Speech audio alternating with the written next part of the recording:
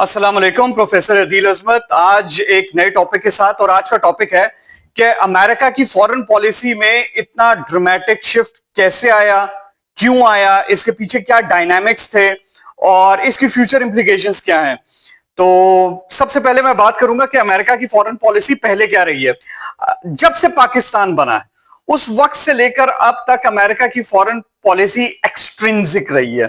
Talking about the conflicts in other countries, दूसरे conflicts में involve होना, अपनी पावर प्रोजेक्शन करना, दूसरे कंट्रीज को अपने इन्फ्लुएंस में लाना। और there was a influence of the USSR at that time, USSR Russia, और there was an influence of United States. तो ये बाइपोलर जो थी वर्ल्ड थी, जिसमें आपके पास दोनों पोल्स के इन्फ्लुएंस की कंट्रीज थी। पाकिस्तान ने अमेरिकन कैंप को ज्वाइन किया, इंडिया ने रशियन कैंप को ज्वाइन किया, और सीटो सेंटो पाकिस्तान के साथ F-86 सेबर्स मिले पाकिस्तान को, जो कि उस वक्त के जदीद तरीन एयरक्राफ्ट से पाकिस्तान की मिलिट्री मॉडर्नाइज ही उस वक्त हुई थी। पाकिस्तान को बहुत सपोर्ट मिली यूनाइटेड स्टेट्स से, और उसकी सबसे बड़ी वजह यह थी कि यूनाइटेड स्टेट्स इंकरेज कर रहा था कंट्रीज को अपने पोल में लाने के लिए, and same was going on with Russia as well. यही वो कॉन्फ्लिक्ट से यही वो रिफ्ट्स थी जिन्होंने कोरियन कॉन्फ्लिक्ट को जन्म दिया, जिन्होंने वियतनाम में यूनाइटेड स्टेट्स को घुसाया, जिन्होंने इराक में यूनाइटेड स्टेट्स को घुसाया for Iraq first war and the second war. उसके बाद यू ऑल नो, हमारी यूथ की तो मेमोरी वहां से स्टार्ट होगी 9/11 से।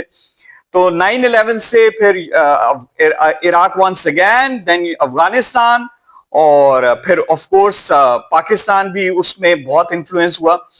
तो इन तमाम ईयर्स में, इन तमाम डेकेड्स में जो सबसे ज्यादा एक अहम चीज हमें नजर आती है, वो आती है यूनाइटेड स्टेट्स की फॉरेन पॉलिसी, जो कि एक्सट्रिंसिक थी।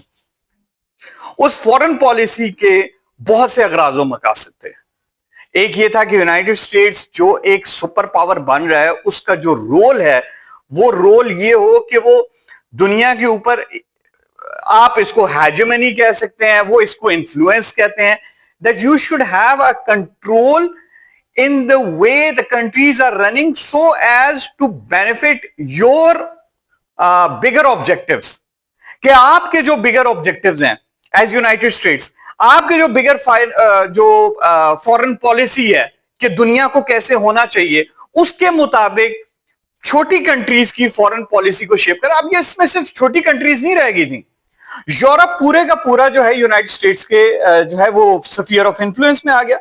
NATO, North Atlantic Treaty Organization, NATO was there. तो बहुत सारी जो है हमें एग्जांपल्स मिलती है कि यूनाइटेड स्टेट्स किस तरीके से एक्सट्रिंसिक फॉरेन पॉलिसी को परस्यू कर रहा था अपने गोल्स की अचीवमेंट के लिए, और ये तमाम की तमाम पावर प्रोजेक्शन थी। अब इसमें यूनाइटेड स्टेट्स को कितना फायदा हुआ, कितना नुकसान हुआ, ये एक डिबेटेबल चीज है। लेकिन इस चीज में आप एक चीज जरूर ज़हन में रखिएगा कि यूनाइटेड स्टेट्स एक डिक्लाइन में रही है यूनाइटेड स्टेट्स की इकोनॉमी, और उसकी एक बड़ी वजह यह भी रही है कि यूनाइटेड स्टेट्स ने इन तमाम इन्फ्लुएंसेस की एक प्राइस पे की। और वो प्राइस यूनाइटेड स्टेट्स ने पे की कि जब for example USAID was for some people, ये एक बहुत ही जबरदस्त इदारा था जिसने बहुत सारे तरक्की पजीर ममालिक को बहुत सारी फंडिंग की, एजुकेशन में, हेल्थ में, पाकिस्तान में भी बहुत की, और बहुत पॉजिटिव फंडिंग की। आप कभी भी इसको ऐसे डिनाई नहीं कर सकते कि ये सिर्फ और सिर्फ, लेकिन ब्रॉडली स्पीकिंग ये तमाम की तमाम फंडिंग्स डिफेंस में, एजुकेशन में, हेल्थ में, और ये बात डिबेटेबल है कि डिफेंस में सबसे बड़ी जो है वो फंडिंग आती है, वो इसलिए आती है ताकि इन ममालिक की फॉरेन पॉलिसी को हम किसी तरीके से इंफ्लुएंस कर सकें अपने फॉरेन पॉलिसी ऑब्जेक्टिव्स की खातिर। Now there was less of a business involve, more of an investment involve. Pakistan ने जब वॉर ऑन टेरर की, तो बहुत सारे फंड्स जो थे वो कोलिजन सपोर्ट फंड के सूरत में पाकिस्तान को मिलते रहे। फॉर एग्जांपल पाकिस्तान के ब्लॉक 50-52 F-16 वो इसी कोलिजन सपोर्ट फंड से ही पाकिस्तान को मिले। तो पाकिस्तान ने मिलिटरली बहुत सारा बेनिफिट किया, बहुत सी कंट्रीज ने किया, लेकिन of course there is always a down side to it. और उसकी एक डाउन साइड ये थी कि पाकिस्तान अपनी फॉरेन पॉलिसी में ऑफ कोर्स आजाद ना था। कोई भी कंट्री बिल्कुल आजाद नहीं होता अपनी फॉरेन पॉलिसी में, लेकिन अमेरिकन शैकल्स बहुत ज्यादा थी, बेड़ियां बहुत ज्यादा थी। तो अमेरिका की फॉरेन पॉलिसी इस तरीके से रही है कि आप कंट्री से उनकी फॉरेन पॉलिसी में इन्फ्लुएंस होते हैं ताकि आप अपने ब्रॉडर जो फॉरेन पॉलिसी ऑब्जेक्टिव है, और कोल्ड वॉर से लेकर अब तक यूनाइटेड स्टेट्स की फॉरेन पॉलिसी इन्फ्लुएंस रिलेटेड रही है कि हम एज अ वर्ल्ड पावर कितना इन्फ्लुएंस कर सकते हैं ग्लोबल इश्यूज में दूसरे कंट्रीज को। यही वजह है कि रशिया यूक्रेन वॉर में the whole Europe was looking at United States कि चले जी अब आप आए, आप तो दुनिया के बड़े इन्फ्लुएंसर थे, आप तो बड़े ठेकेदार थे ना, तो आप आइए। और यूनाइटेड स्टेट्स ने सबसे ज्यादा लूज इसी चीज में किया। यूनाइटेड स्टेट्स की अगर आप इकोनॉमी को देखें तो अगर if it is a dipping economy right now, तो ट्रंप क्या बात कर रहा है? Trump is a very pragmatic president. Trump बात यह करता है कि बस बहुत हो गया फॉरेन पॉलिसी के इन ऑब्जेक्टिव्स को मीट करना, none of this is our business as long as there is no business. Trump कह रहा है कि आप कहते हैं जी चाइना को, आप मुझे यह बताएं यूनाइटेड स्टेट्स को प्रैक्टिकली क्या फायदा हो रहा है, क्या फायदा हो रहा है? तो मुझे यह बताइए कि आप इस बात को छोड़िए कि यूनाइटेड स्टेट्स की फॉरेन पॉलिसी दूसरे कंट्रीज को किस तरीके से अफेक्ट कर रही है और यूनाइटेड स्टेट्स की प्रोजेक्शन क्या है। ट्रंप इज सेइंग कि मुझे बिजनेस में बताएं, बिजनेस में यूनाइटेड स्टेट्स को क्या फायदा हो रहा है। यूनाइटेड स्टेट्स की अपनी अनएम्प्लॉयमेंट कहां पे पहुंच गई है, दूसरे कंट्रीज को बुला बुला के वहां से इमिग्रेंट्स आके वो जो हमारे जॉब जो है वो छीन रहे हैं। तो ट्रंप अपने लोगों के फायदे की बात कर रहा है। ट्रंप कह रहा है बताएं हमें क्या फायदा हुआ इसका। तो ट्रंप कहता है कि बिजनेस की बात करें। ट्रंप कहता है मुझे यह बताएं कि बिजनेस में ट्रंप को क्या फायदा हुआ, यूनाइटेड स्टेट्स को क्या फायदा हुआ। तो अभी का जो यूनाइटेड स्टेट्स है, ये United States talks of an influence that gives itself back all the economy benefits that it was giving to the other countries. तो यूनाइटेड स्टेट्स की जो पॉलिसी शिफ्ट है ये अब एक बहुत प्रैग्मेटिक है। अच्छा, ये पॉलिसी शिफ्ट क्यों हुई है? क्योंकि जनरली कंट्रीज इतना ज्यादा डेविएट नहीं करती हैं अपनी फॉरेन पॉलिसी की। जो बेस लाइंस होती हैं, जो गाइडलाइंस होती हैं, उसके ऊपर इतना डेविएट नहीं करती। वहां ऊपर से कुछ आप मीन्स को डिविएट कर सकते हैं, आप ऊपर से कि किस तरीके से फॉरेन पॉलिसी ऑब्जेक्टिव को मीट करना आप उस पे, लेकिन यहां पे तो पूरी एक बेस हिला दी गई है। मिलिट्री इंडस्ट्रियल कॉम्प्लेक्स की एग्जांपल ले लेते हैं। मिलिट्री इंडस्ट्रियल कॉम्प्लेक्स, जिसमें मैं दो नाम लूंगा, यूनाइटेड स्टेट्स की सबसे बड़ी जो इंडस्ट्रीज हैं, जाइंट्स हैं, बोइंग एंड लॉकहीड मार्टिन। अब आप देखेंगे ये मिलिट्री इंडस्ट्रियल कॉम्प्लेक्स का एक फेस है, ठीक है।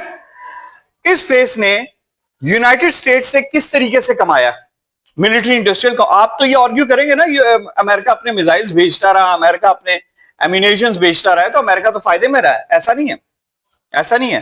ठीक है, उसने बहुत सेल की है, लेकिन आप ये देखें कि इस वक्त यूनाइटेड स्टेट्स की जो मिलिट्री मैन्युफैक्चरिंग है उसकी दुनिया में हेजेमनी इस वजह से है, डोमिनेंस इस वजह से है कि that used to be the sole top quality manufacturer, जिसको हम लोगों ने अभी प्रूव किया कि यार you are not just the only one, the Chinese are here now. जो वेस्टर्न को हम लोगों ने बीट किया तो इट मेड अ स्टेटमेंट। लेकिन अभी हम मिलिट्री इंडस्ट्रियल कॉम्प्लेक्स से ऊपर ही आएंगे कि जी इन्होंने तो बड़ा पैसा बनाया। इन्होंने पैसा सिर्फ यूनाइटेड स्टेट्स की अपनी इकोनॉमी से निकाला।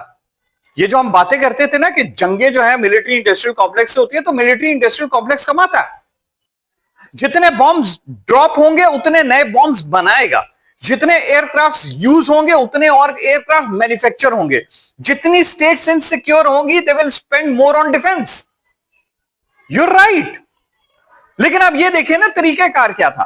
तरीकाकार ये था, वॉर्स होती थी, वियतनाम वॉर, कोरियन कॉन्फ्लिक्ट, फिर उसके बाद ईरान इराक वॉर में भी यूनाइटेड स्टेट्स की कंपनीज ने दोनों तरफ बड़ा बेनिफिट हासिल किया।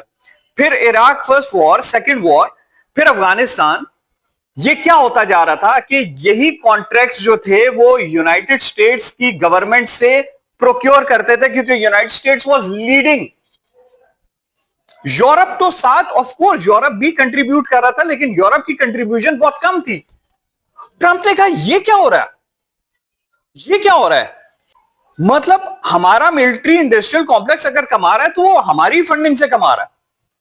बात तो तब है ना कि वो जाके जापान को बेचे, डायरेक्ट इंडिया को बेचे, पाकिस्तान को बेचे। आप अगर वॉर्स में नेटो के हेड में यूनाइटेड स्टेट्स ही सारा कुछ कंट्रीब्यूट कर रहा है, वो तभी तो कहता है कि European countries where are you.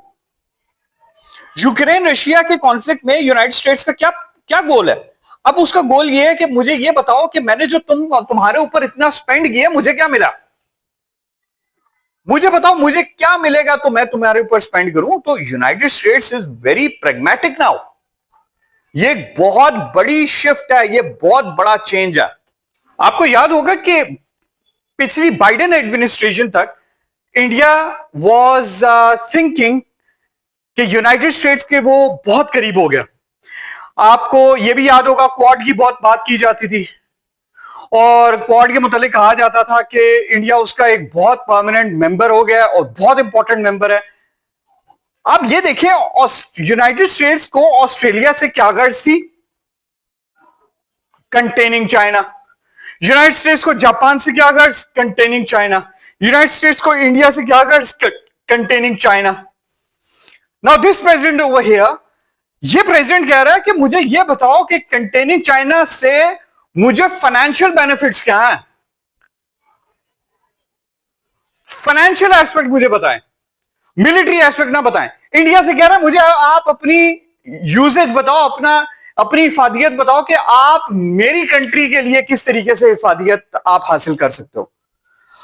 One way बात खत्म हो गई, वो स्ट्रेटेजिक इंपॉर्टेंसेस वाली बात अभी खत्म हो गई। This American president is saying talk about business. If it is business, it is my business. If it is not business, it is none of my business. तो नई दुनिया को यह समझना होगा। यूरोप ने इस चीज को समझा है कि यूक्रेन में now this is their war, ये यूनाइटेड स्टेट्स की वॉर नहीं है। वो यूरोपियन कंट्री के हर हेड को बुला के वो यही बता रहा होता है कि मुझे यह बताओ कि मुझे क्या फायदा। प्रैग्मेटिक हो गए हैं ये लोग। तो यूरोप के पास सिवाय इन बातों के या दुनिया के पास क्या है कि जी आप डेमोक्रेसी को आप हेल्ड करते हैं, आप वैल्यूज को आप हेल्ड करते हैं, इस वजह से आपको यूक्रेन का साथ देना चाहिए। वो कहता है मुझे प्रैक्टिकली बताओ, वैल्यूज को छोड़ो। अगर मैं सिंपल टर्म्स में आऊं तो this United States president is saying to the other presidents, मुझे टेबल पे बैठ के ये बताओ कि इसमें मेरा क्या फायदा। बिजनेस मेरे किस, because he is a businessman. उसने अपने आप को, मैं मिलिट्री इंडस्ट्रियल कॉम्प्लेक्स की बात कर रहा था, मिलिट्री इंडस्ट्रियल कॉम्प्लेक्स अपना बिल किस तरीके से बनाती थी? वो जो कांग्रेस से फंडिंग अप्रूव कराते थे वही फंडिंग जाती थी मिलिट्री इंडस्ट्रियल कॉम्प्लेक्स को, बोइंग को, लॉकहीड मार्टिन को। नए एयरक्राफ्ट बनते थे, कॉन्ट्रैक्ट्स किसके पास जाते थे? इन्हीं के पास जाते थे। वॉर्स में किस तरीके से कमा रहे थे? Military industrial complex United states से ही कमा रहा था। वॉर फंडिंग कहां से आ रही थी? यूनाइटेड स्टेट्स से प्राइमरीली आ रही थी। यूरोप कितना कंट्रीब्यूट कर रहा था? यूरोप के ट्रूप्स भी जाते थे तो वहां से भी फंडिंग ये लेते थे। अब आप यूनाइटेड नेशंस में आ जाए, यूनाइटेड नेशंस में जो पीस कीपिंग मिशंस जाते थे, ये फंडिंग कहां से लेते थे? यूनाइटेड नेशंस की मैक्सिमम फंडिंग कहां से आती थी? तो ये अमेरिकन प्रेसिडेंट कह रहा है भाई कि भाई what is wrong with you? ये यूएसएड, ये यूनाइटेड नेशंस, हर जगह तो फंडिंग हम दे रहे हैं। और किन बातों के ऊपर? वैल्यूज के ऊपर, जहां पे हमें क्रिटिसाइज भी किया जा रहा है। डेमोक्रेसी की वैल्यू के ऊपर कभी कहीं चले गए, कभी डिक्टेटरशिप के अगेंस्ट कहीं चले गए। वो ठीक है, वैल्यूज अपनी जगह, ये, लेकिन ये यूनाइटेड स्टेट्स का प्रेसिडेंट कह रहा है मुझे ये बताओ अमेरिका को इसका क्या फायदा हुआ? अमेरिकन इकोनॉमी तो डिप करती जा रही है, डेट में आती जा रही है। यूरोप खुद तो डिक्लाइन में है ही, यूनाइटेड स्टेट्स को भी डिक्लाइन में लेके गया हुआ है। तो अमेरिका ये कहता है मुझे ऑस्ट्रेलिया से क्या गर्ज है जो एक आइसोलेटेड है कि मैं उसको फंड करूं कि वो चाइना को कंटेन करे। तो क्यों क्वाड की वैल्यू बिल्कुल खत्म होगी? क्यों क्वाड के ममालिक ने इंडिया के हक में कोई बयान नहीं दिया? क्वाड क्वाड करते थे। दुनिया चेंज हो रही है। पाकिस्तान इररेलेवेंट इसलिए हुआ था कि चूंकि इंडिया को आपने बहुत ज्यादा रेलेवेंट करना था उन चाइना की मिलिट्री कंटेनमेंट के लिए, तो of course When you have to pick one, you have to pick one. You can't pick both. अब यूनाइटेड स्टेट्स की नजर में पाकिस्तान की भी अहमियत है, वो पाकिस्तान से भी ट्रेड की बात कर रहा है। अब आप ये देखें इनका प्रैग्मेटिज्म कितना ज्यादा है। यूनाइटेड स्टेट्स की जो इंस्टीट्यूशंस हैं, यूनाइटेड स्टेट्स के तमाम जो पॉलिसी मेकर्स हैं, कि they are equating Pakistan and India together, क्योंकि वो बिजनेस की बात कर रहा। इंडिया को क्यों शॉक पहुंचा? इंडिया को आहिस्ता आहिस्ता रियलाइज हो रहा है कि अब हम वर्ल्ड स्टेज में उस तरह नहीं खेल सकते जिस हम पहले खेला करते थे। वो जो हमारी एक बड़ी एक रेड कारपेट एंट्री हुआ करती थी यूनाइटेड स्टेट्स में, इट्स नो लॉन्गर दैट। अब आप बैठते हो यूएस प्रेसिडेंट के साथ, तो यूएस प्रेसिडेंट पहले आपसे ये पूछते हैं, बताओ भाई मेरे लिए बिजनेस डील्स क्या लेके आए हो? खाली मुझे दुनिया की टेररिज्म की बातें ना बताओ, मुझे ये ना बताओ कि मैं कितना स्ट्रेटेजिकली इंपॉर्टेंट हूं, मुझे ये बताओ ट्रेड में मेरे साथ क्या करोगे? वो जब यूक्रेन रशिया की वॉर से अलग हो रहा है तो आप लोगों के पास कहां से आएगा?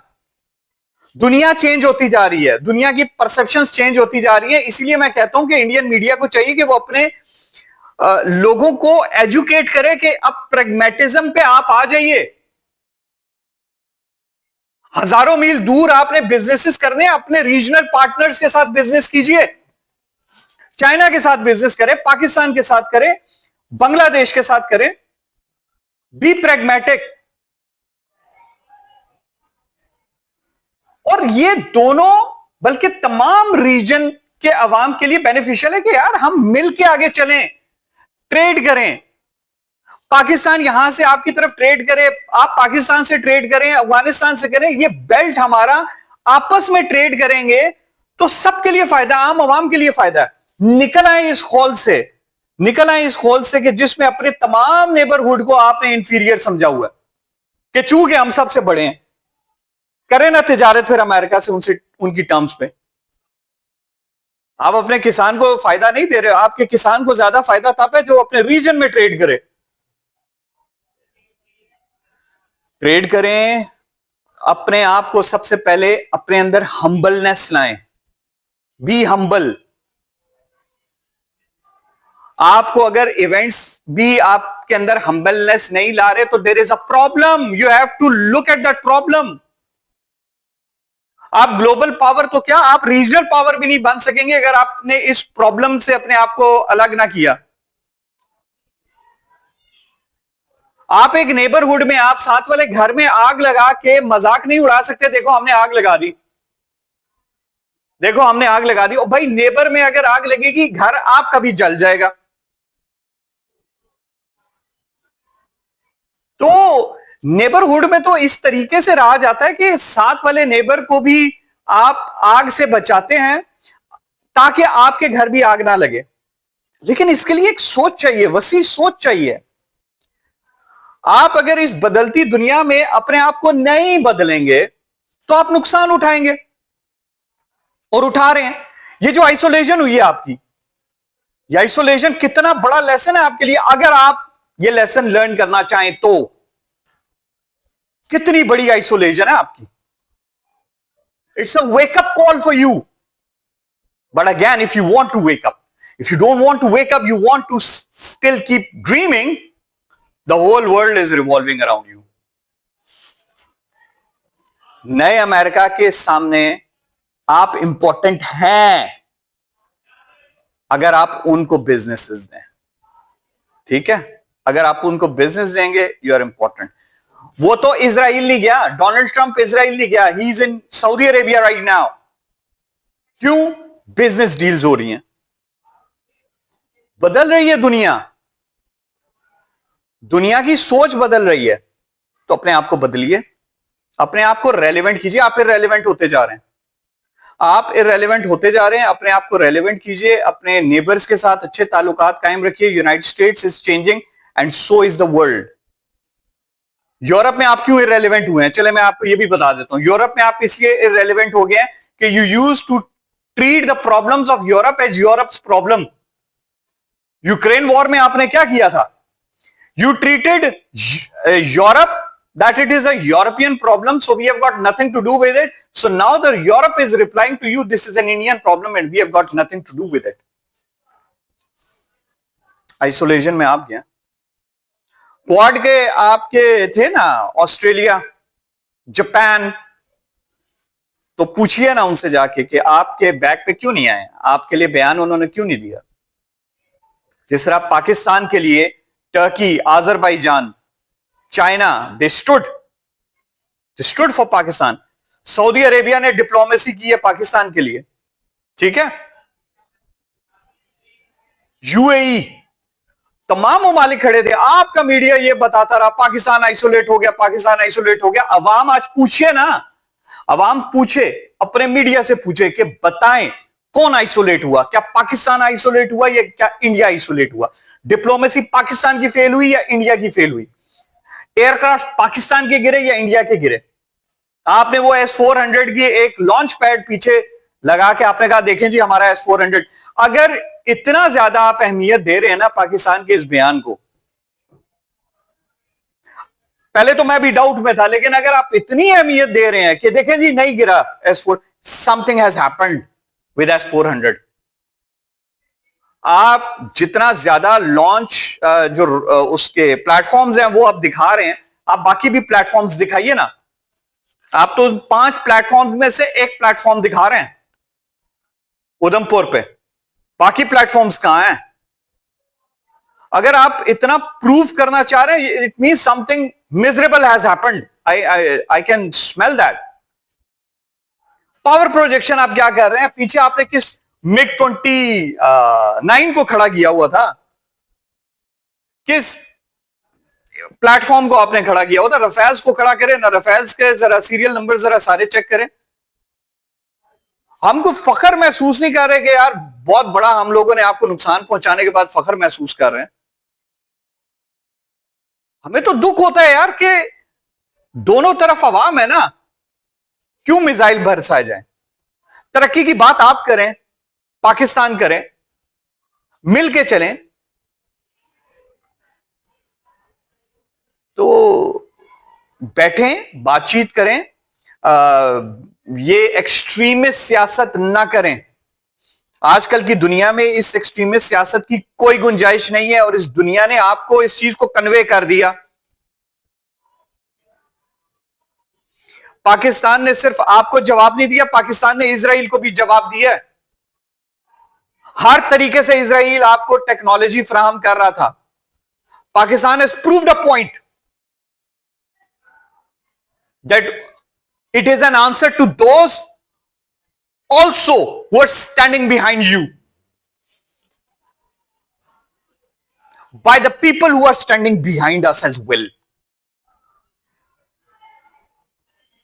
जवाब बहुत दिया, फख्र नहीं करते, अल्लाह का शुक्र अदा करते हैं। अल्लाह ताला का शुक्र अदा करते हैं कि अल्लाह ताला ने हमें इस काबिल बनाया कि हम आपको एक बिफिटिंग रिस्पॉन्स दे सकें, एक ऐसा रिस्पॉन्स जिसके बाद you went for the cease fire. ये जो आप कहते हैं ना सीज फायर के लिए पाकिस्तान गया, देखिए आप ये कहते हैं ना सीज फायर, चले जी S-400 भी आपका वही है, पायलट्स भी आपके मुताबिक सारे घर को पहुंच गए कि Rafales have went down along with 2 pilots, बाकी जख्मी हुए थे। अगेन वक्त बताएगा, क्योंकि ये बातें छुप नहीं सकती, ज्यादा अरसे तक छुप नहीं सकती, वक्त बताएगा। मैं किसी क्लेम को, चले मैं कहता हूं मैं किसी क्लेम को एक्सेप्ट नहीं कर रहा, रिजेक्ट नहीं कर रहा, जो भी है आपकी मिलिट्री को पता है और आपको पता है एज प्राइम मिनिस्टर, आपको पता है कि हुआ क्या, ठीक है। अवाम को आपके नहीं पता। अपनी अवाम को ऐसे दलदल में ना झोंके, ठीक है। आपकी अपनी अगर फैमिली नहीं है, यहां पे इंडिया में बहुत से लोग हैं जिनकी फैमिलीज हैं, जो पीस चाहते हैं, जो चाहते हैं कि पाकिस्तान, ईरान, अफगानिस्तान, बांग्लादेश, श्रीलंका, नेपाल, हम लोग यूरोपियन कंट्रीज की तरह मिलजुल के रहें, इकट्ठे तरक्की करें और अपने डिफरेंसेस को सॉर्ट आउट करें। ठीक है, नहीं भुला सकते लेकिन सॉर्ट आउट करें, कोई ना कोई मिडिल ग्राउंड्स निकालें, डिग्निटी के साथ, ऑनर के साथ चीजों को रिजॉल्व करके अब आगे बढ़ें। वर्ल्ड वॉर के बाद अगर यूरोपियन नेशंस आगे बढ़ सकती हैं, हम क्यों नहीं बढ़ सकते? बढ़ सकते हैं और बढ़ना चाहिए हमें, लेकिन इसके लिए लीडरशिप चाहिए। आपका अगर सबसे बड़ा मुल्क है रीजन में चाइना के बाद, तो उतना ही बड़ा दिल भी आपको चाहिए, उतनी बड़ी सोच भी आपको चाहिए। The world is changing, so should you B.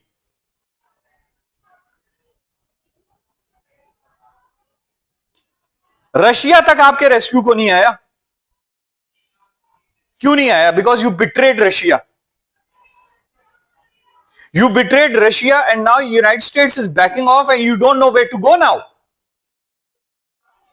ना आप क्वाड कर सकते हैं, ना रशिया के कैंप में जा सकते हैं। यूनाइटेड स्टेट्स ने पहले आपको बता दिया कि मुझे बताओ, मुझे बिजनेस में क्या फायदा। तो बदलती दुनिया है, आपको प्राइस भी उतनी बड़ी पे करनी पड़ेगी। कॉन्फ्लिक्ट में आते हैं ना, कॉन्फ्लिक्ट में आते हैं तो आपके स्टेक्स भी ज्यादा हैं, आपके स्टेक्स भी ज्यादा हैं, आपने प्राइस भी बड़ी पे करनी है। तो इट्स नॉट दैट इजी। मैं पाकिस्तानी अवाम को यह बात बताना चाहता हूं कि it's not that easy. India के अगर लैंड एरिया ज्यादा है, इंडिया की इकोनॉमी बड़ी है, तो इंडिया के स्टेक्स बड़े हैं। लोग इस चीज को नहीं देखते। इंडिया के स्टेक्स बड़े हैं। मीडिया की क्रेडिबिलिटी आपने अपनी बिल्कुल बर्बाद कर दी। डिप्लोमेसी आपकी फेल होगी, मिलिट्री आपकी फेल होगी। कंट्रीज को, जिन कंट्रीज ने आपके ऊपर पिछले इतने सालों से इन्वेस्ट किया हुआ था, आपको साइकोलॉजिकली बूस्ट किया हुआ था कि यार आप बहुत बड़े, आप उससे बड़े हो जितना आप अपने आप को समझते हो, जितना आप अपने आप को समझते हो उससे भी बड़े हो आप। वो सारे के सारी जो एक ऑरा बना हुआ था, वो it went away, it went away. Realistic हो, रियलिस्टिक सोचें। मैं चूंकि चाहता हूं कि मैं अपनी यूट्यूब की वीडियो इतनी लेंथी ना करूं, लोगों के पास इतना टाइम नहीं होता है, लेकिन once I start talking about an issue, because I am a professor myself, so it is difficult to stop me. लेकिन मैं कोशिश करूंगा कि अपने वीडियोस को शॉर्ट करूं। आप मुझे जरूर फीडबैक दीजिएगा कि ये जो तकरीबन 20 मिनट्स की वीडियो होती है, should I short it down to, trim it down to 10 minutes or so. तो आप जरूर बताइएगा, क्योंकि I can keep on making videos of 40 minutes as well। जितना हमारा लेक्चर होता है यूनिवर्सिटीज में तो कई दफा 1.5 घंटे का हो जाता है, तो हम तो बहुत बोल सकते हैं और बोलते रहते हैं। तो मुझे जरूर फीडबैक दीजिएगा, और इश्यूज आप सामने लेके आए, हम उनके ऊपर बात करेंगे। आपकी डायरेक्शन जैसे होगी मैं उन इश्यूज के ऊपर बात करूंगा। तो आज के लिए इतना। यूनाइटेड स्टेट्स की पॉलिसी को हमने डिस्कस किया, कैसे ये पॉलिसी चेंज हुई है, और हमें फ्यूचर में इसको कैसे हम अपने लिए कैश कर सकते हैं, और गुड इनफ। तो let's discuss any further issue that you want to discuss on this channel. मुझे जरूर बताइए। Like, subscribe and support professor Adeel Azmat. अल्लाह हाफिज।